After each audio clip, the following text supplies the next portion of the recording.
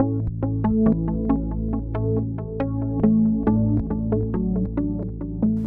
following video will go over the basics of our Prime Series remote viewing software: Live View, Playback, and Backup. So here we have the default page. The first thing I want to show you is how to open up the manual. Just if I don't go over anything in this video, you'll be able to search and hopefully be able to get some information on that. So go ahead and click the home icon on the upper left-hand corner, and then select Help, and then select User Manual. Yeah, there's a lot of great information in this manual, so please feel free. Again, if we don't go over something today, it may possibly be in there. Okay, so next thing, we'll go to our system configuration.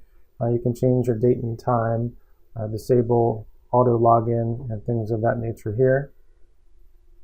And then under File, this is where your videos and snapshots will actually be stored. So you can choose your path there. This example, we'll just leave it on the default settings, and we'll go ahead and show you how to back up footage later in this video. So we'll just go ahead and exit out of this screen here, and then we'll make our way to adding a device. To add a device, go ahead and select Device Manager. And there's two ways of adding. At the top of the screen, you can manually add. At the bottom of the screen here, it'll automatically find a device that's on your local network. So you can just go ahead and select a device if there's one listed there, and go ahead and enter your custom password and give it a name. And as you can see under the device serial number, it just pulled the serial number of the device.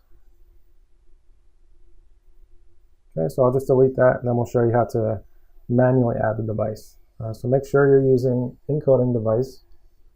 Go ahead and select Add a Device. We'll go ahead and give it a name, and we'll use the IP address. And then enter our custom password. Okay, again, it pulled the serial number. So now our device is added to our CMS software. We'll go ahead and show you how to view Live View. So go ahead and select the home icon, and then select the main view icon there.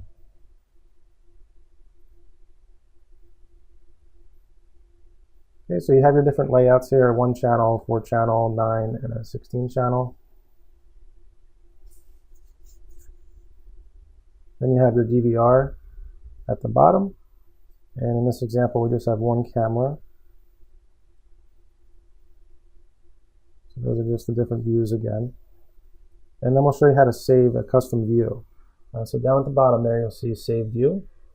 Let's go ahead and select that, and then give this a name. And you can see that name just added as soon as I saved it.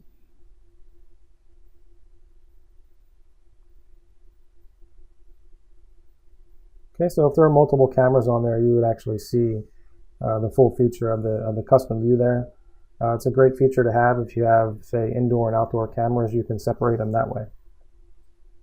Okay, so we'll go back to home, and now we're going to get into Playback. So go ahead and select Remote Playback. And we'll select our camera. On the right-hand list, it'll show you the events. And on the bottom, it'll actually just show you the timeline. And you can use your mouse, left-click, to play at the time that you would like. And then there's a plus and minus to zoom in and out.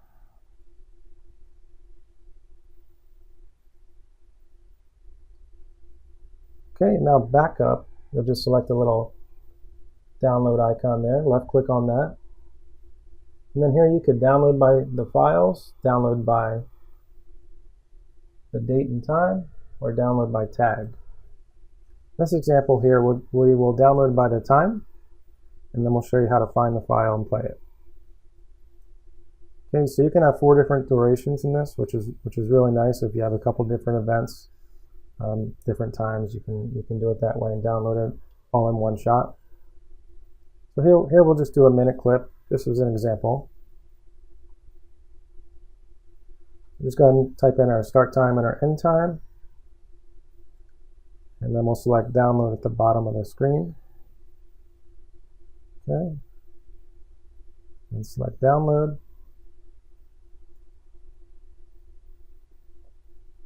Okay, once it's done on the bottom right hand corner of your screen, it'll actually tell you the root of the file, and you can click the link and it'll take you right to it. So now I'll just go ahead and play the file. I'm just going to use VLC player in this example here. Okay, so this is the actual video that we backed up directly to the computer. All right, and then one last thing we wanted to go over with you guys is how to use multiple views and multiple monitors using the CMS software. To do that, click the home icon in the upper left-hand corner, select View, and then select Auxiliary Screen Preview. So there's one view, and we'll go back in and choose it again. Now we can have a second. Okay, and you can do this on multiple different monitors and displays. I hope this video helped. Please contact technical support if we can assist you with anything else. Thank you for watching.